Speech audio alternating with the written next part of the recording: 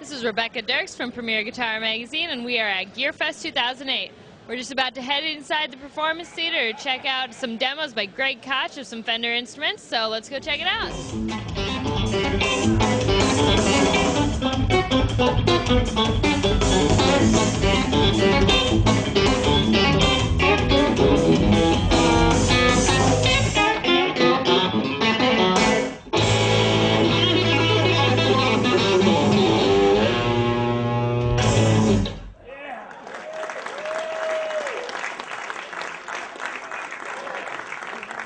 This is a brand new American standard Telecaster. I literally just took it out of the contraption there. What is that, a case? Yeah, I just took it out of there and put the strap to the proper size shortly before the curtain went up. That's because that's the way I like to roll. Why? Because I thrive on negative reinforcement. Who's with me on that? Okay, American standard guitars. What are they? Why do you care? Well, that's a good question. You know, years ago, Fender came out with the American Standard. Let's just review, if we could go back in time, when Bill Schultz and a group of investors took Fender back from the clutches of CBS. You know what I'm saying? Kind of a Gandalf and Mordor situation there. You know what I'm saying? Did I say that out loud? I think you know what I'm saying. So all of a sudden, Bill Schultz, Gandalf, all of a sudden started with Fender musical instruments all over, fresh and new. But the only problem is they couldn't, at that particular point in time, come out with an American-made guitar right away. So the first Fenders, at that particular juncture, were made in the exotic land of the Far East. You know what I'm saying? So as quickly as they could tool up and make a guitar, they did. And that first, flagship Strat was called an American Standard. And that goes back to 1980, something. So then what happens is that Fender started to take off. It became the monolith, savage leviathan that it is today, right? But it started to gradually, by leaps and bounds, become, as I said, a leviathan. That's a great word. Who's with me on that as well? You can feel free to use that at your discretion.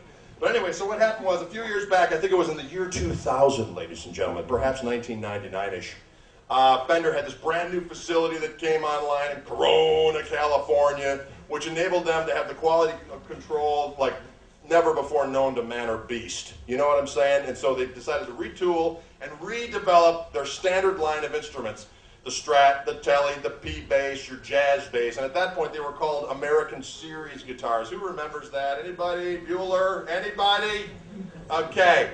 And the whole deal with that was over the period of years since the 50s and the early 60s, the guitar shapes, you know, as far as the proportions and stuff, had wandered a little bit, you know, little things ergonomically over the years people had done to their guitars that Fender wanted to incorporate. So basically, they just kind of tweaked things to the way they were back in the 50s as far as things like the volute and the body shape and so on and so forth. But they did things like, you know, flatter radius, bigger frets. They did stuff with the pickups to make them a little bit more modern sounding. And they did stuff with the, these are calibrated, is that the word I'm looking for? Machine heads so that they go over the nut more evenly so that it helps say the guitar in tune a little bit better. You know what I don't know if I know what I'm saying, but anyways, that's what I'm saying. So what happened was they called those the American Series guitars. And I remember that because when they came out, I just started doing clinics for Fender and I had to get used to saying American Series guitars, no longer the American Standard. Now this year, they have totally messed me up by returning it to the American Standard. You know what I'm saying?